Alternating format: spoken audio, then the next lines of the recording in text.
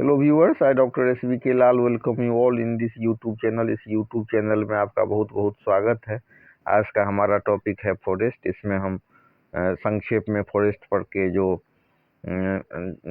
Curriculum में दिया हुआ है कंपोनेंट, फॉरेस्ट, लेयर, क्राउन, सबकी चर्चा करेंगे और लास्ट में आपको क्वेश्चन आंसर पर भी चर्चा करेंगे। तो आइए शुरू करते हैं। फॉरेस्ट, तो फॉरेस्ट क्या है? Forest is a large area covered with trees, plants, animals and micro organism. One वह बड़ा क्षेत्र है जहाँ पेड़ पौधे, जीव जंतु और सूक्ष्म जीव पाए जाते हैं।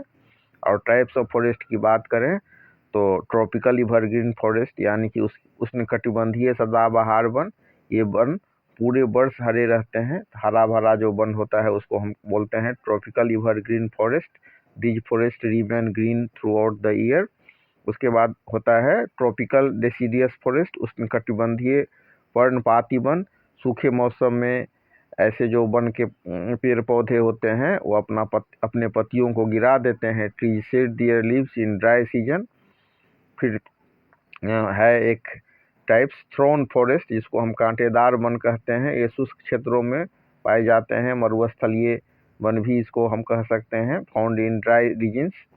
उसके बाद है समुद्री तट पर पाए जाने वाला वन, जिसको हम मैंग्रोव फॉरेस्ट कहते हैं, फाउंड इन कोस्टल एरियाज, समुद्र तट पर पाए जाते हैं। उसके बाद है माउंटेन फॉरेस्ट, पर्वतीय one, found in hilly areas, पहाड़ी क्षेत्रों में पाए जाते हैं। अब चर्चा करते हैं वनों के महत्व का। फॉरेस्ट गिव ऑक्सीजन, ऑक्सीजन प्रदान करते हैं। Absorb carbon dioxide, carbon dioxide को अवशोषित करते हैं। Help in rainfall and climate control, वर्षा जलवायु पर नियंत्रण। प्रिवेंट सॉइल इरोजन, मृदा का जो क्षरण है, अपर्दन है, उसको रोकते हैं। Provide shelter to wildlife, वन्य जीवों को आश्रय प्रदान करते हैं। Give us wood, fruits, medicine, लकड़ी, फल, औषधियाँ प्रदान करते हैं।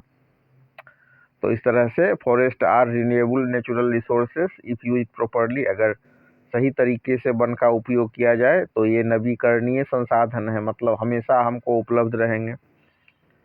अब चर्चा करते हैं प्रोडक्ट फ्रॉम फॉरेस्ट का, वन उत्पाद का। तो timber and firewood, fruit and honey, medicinal plants, paper and rubber, ये सब इसका उत्पाद हो गया।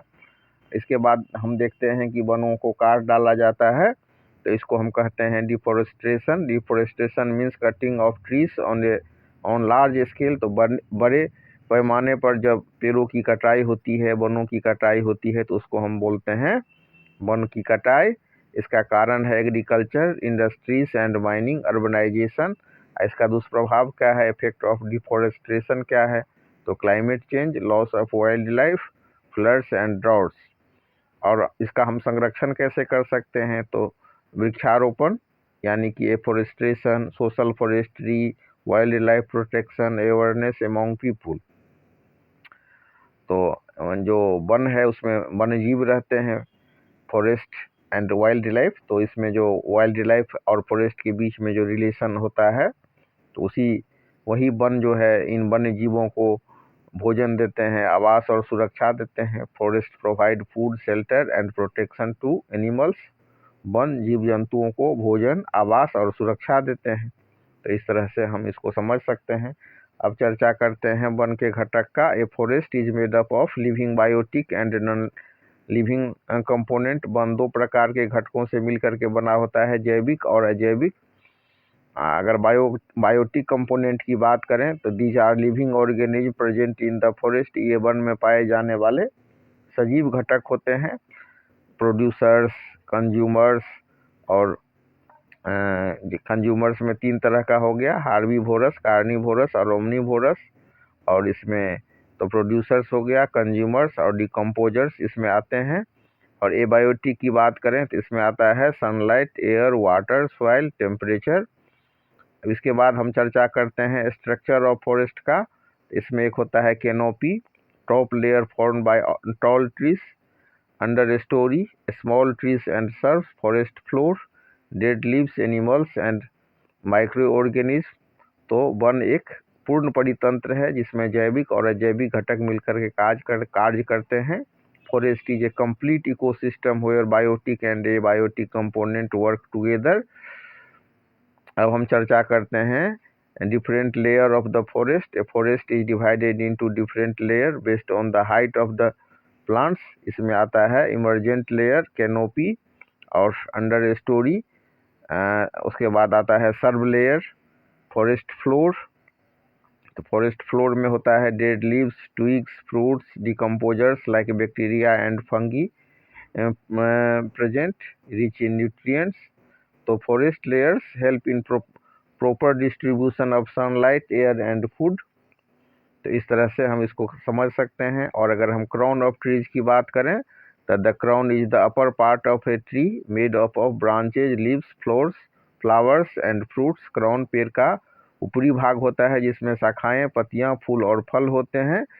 और इसका अगर फंक्शन ऑफ द क्राउन की बात करें तो help in photosynthesis, provide shade, produce food, flower and fruits, shelter of birds and insects. तो इस तरह से हम इसको समझ सकते हैं. अब इसका तो इस तरह से हमने संक्षेप में इसको समझा. अब हम समझते हैं, कुछ क्वेश्चन सब पर चर्चा कर लेते हैं. तो इसमें क्वेश्चन पूछता है what is a forest. A forest is a large area covered with trees, plants and wild life. One वह बड़ा क्षेत्र है जहाँ पेड़ पौधे और जीव जंतु पाए जाते हैं. तो इसी हिसाब से आपको क्वेश्चन पूछेगा कि name the main component of a forest.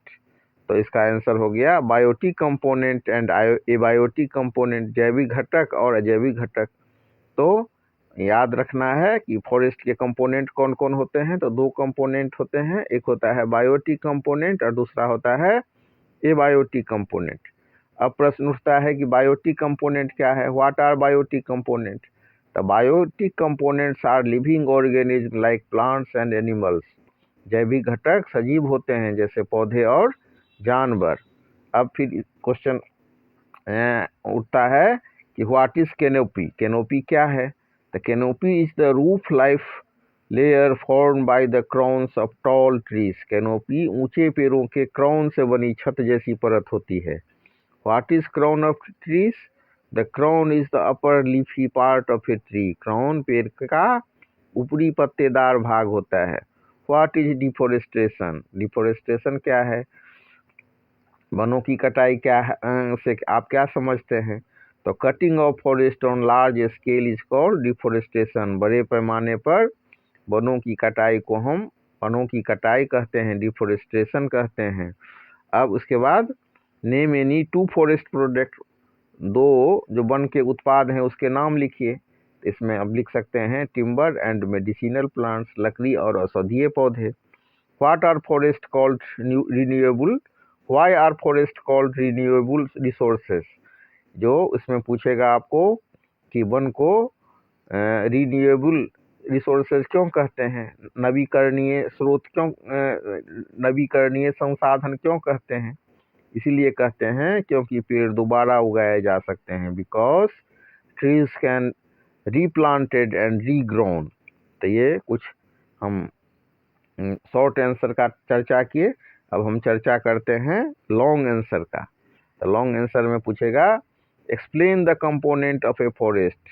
जो कंपोनेंट होता है फॉरेस्ट का उसका चर्चा कीजिए. तो उसमें हम लिखेंगे a forest has two main components, biotic components. These include living organisms like plants, animals, and microorganisms. They are further divided into producers, consumers, and decomposers. उसके बाद आता है दूसरा कंपोनेंट हो गया abiotic component. These include non-living things such as sunlight, air, water, soil, and temperature. Both components work together to maintain balance in the forest ecosystem. One एक संतुलित परितंत्र बनाता है. अब इसके बाद एक और दूसरा क्वेश्चन पर चर्चा करते हैं. Describe the layers of the forest. तो इसका आंसर हम ऐसे लिखेंगे a forest is divided into two different layers. Emergent layer, tallest trees receiving maximum sunlight. Canopy formed by crowns of tall trees, shelter for birds and insects. Understory a small trees and shrubs with less sunlight. Forest floor covered with dead leaves and decomposers. तो ये चार layer हमको याद रखना है. Emergent layer, canopy, under story और forest floor. These layers help in proper distribution of sunlight and nutrients. अब इसके बाद एक क्वेश्चन और चर्चा कर लेते हैं. Explain the importance of forest. तो इसमें हम लिखेंगे कि forests are very important for life on earth, provide oxygen and absorb carbon dioxide, control climate and rainfall, prevent soil erosion and floods, provide food shelter to wildlife, source of timber, medicine and employment. इस तरह से ये हो गया. अब एक question और हम चर्चा कर लेते हैं. What are the causes and effect of deforestation? तो causes हो गया agriculture expansion, urbanization, mining and industries, forest fires. Effect क्या होगा? तो climate change, loss of biodiversity, soil erosion, floods and droughts, deforestation. Deforestation is harmful to both nature and human. इस तरह से हो गया.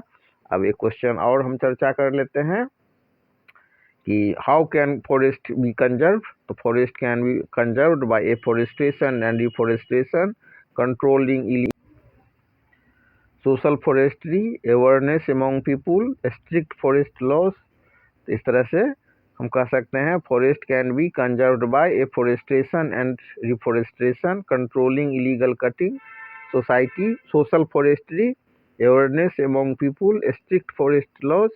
The forest conservation is necessary for future generation. वन संरक्षण भविष्य के लिए आवश्यक है. तो इस तरह से हम थोड़ा सा क्वेश्चन सब पर भी चर्चा किए. तो इसमें आपको जो क्या कैसे कंजर्व किया जा सकता है फॉरेस्ट को, और मतलब जो क्या what are the causes and effect of deforestation.